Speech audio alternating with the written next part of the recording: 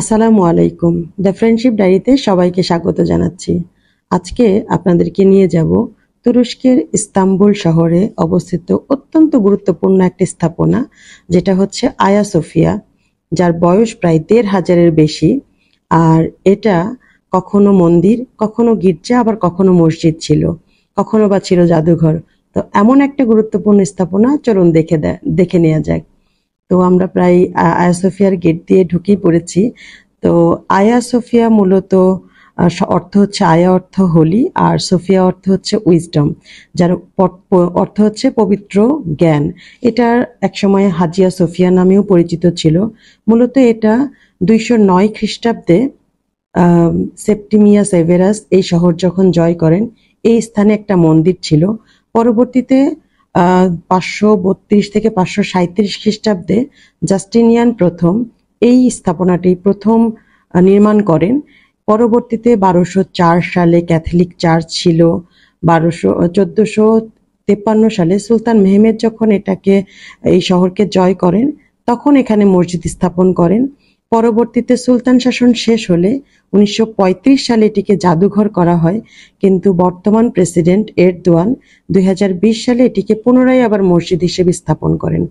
তো এত কথার মাঝেই কিন্তু আমরা অলরেডি এর প্রবেশদ্বার দিয়ে প্রবেশ শুরু করে দিয়েছি। তো শুরুতে আপনারা দেখলেন সেখানে ছিল হচ্ছে অজুখানা এবং বিভিন্ন ছবি দিয়ে এর একটা প্রদর্শনী করা ছিল। তো সেটা দেখতে দেখতে আপনাদের ছোট্ট করে এটার একটা ইতিহাস বললাম।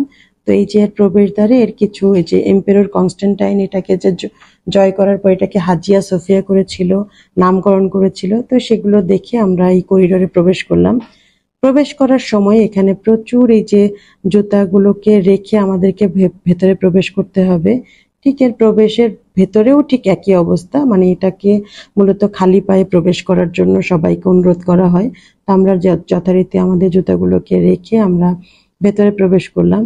ভেতরে প্রবেশ করতেই আসলে এর বিশালতা দেখে আসলে সবাই এক বাক্যে মুগ্ধ হয়ে যাবে। এর যে মাঝখানে যে ১৮০ ফিট উচ্চতার যে গম্বুজ, তারপরে এর যে তৎকালীন সময়ে রোমানদের যে স্থাপত্য শৈলী, প্রতিটা জিনিস দেখে আসলে মুগ্ধ না হয়ে আসলে পারা যায় না। তো এর আসলে স্থাপত্য প্রকৌশলী নিয়েও আসলে এর বলা আছে। এই যে মাঝখানের যে গম্বুজটা, তার পাশে যে ত্রিভুজাকৃতির শেপ, এটাকে মাঝখানের গম্বুজটাকে সাপোর্ট দিয়ে রাখে। এর পাশে যে অর্ধবৃত্তাকার যে শেপ, এগুলো এক একটাকে সাপোর্ট করে রেখে দিয়েছে। তো আমি দেখছিলাম, আর মাঝখানে যে ক্যালিগ্রাফি গুলো করা, আল্লাহু আকবার বা মোহাম্মদ সাল্লাল্লাহু আলাইহি সাল্লামের যে ক্যালিগ্রাফি করা, এগুলো সুলতানের আমলে পরবর্তীতে করা হয়েছে। তো এর মাঝখানে যে গোল বৃত্তাকার, আমি আগেই বলেছি এটা প্রায় ১৮০ ফিট, মানে ১৭ তলা দালানের সমান। আর এই মাঝখানে যে ত্রিকোণা জায়গায় ৪টা যে ছবি দেখা যাচ্ছে, এটা আমি একটু অবাকই হয়েছি। এটা মূলত খ্রিস্টান ধর্মের মতে ৪ ফেরেশতার ছবিটা দেওয়া। যখন এটা চার্চ ছিল, যখন ৪টার মুখই উন্মুক্ত ছিল। পরবর্তীতে জাদুঘর করলে তখন একটা মুখই, যে কর্নারে দেখতে পাচ্ছেন, একটা মুখ খুলে দিয়েছিল। পরবর্তীতে আবার যখন এটাকে মসজিদ করা হয়, কিন্তু এই মুখটাকে আসলে আর বন্ধ করা হয়নি।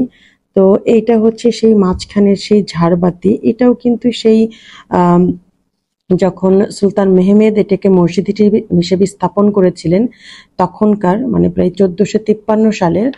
তো এই এত পুরাতন স্থাপনা দেখে কিন্তু খুবই খুবই অবাক, এবং মানে রোমানদের স্থাপত্য শৈলী দেখে আসলে অবাক। তো একটু সামনে এগোতে আমার চোখে পড়লো হেরাম। তো এখানেই মূলত এই যে কালো লাল যে বেল্ট দিয়ে ঘেরা এই জায়গাটার মধ্যে এখন শুধুমাত্র নামাজ আদায় করা হয়। আর পেছনের অংশটা, যারা দর্শনার্থীরা আসে তারা এই অবাক মানে স্থাপত্য শৈলীটা দেখে। তো এহেরামের ঠিক উপরে আমার চোখে পড়লো এই যেরকম একটা সাদা পর্দা দেওয়া।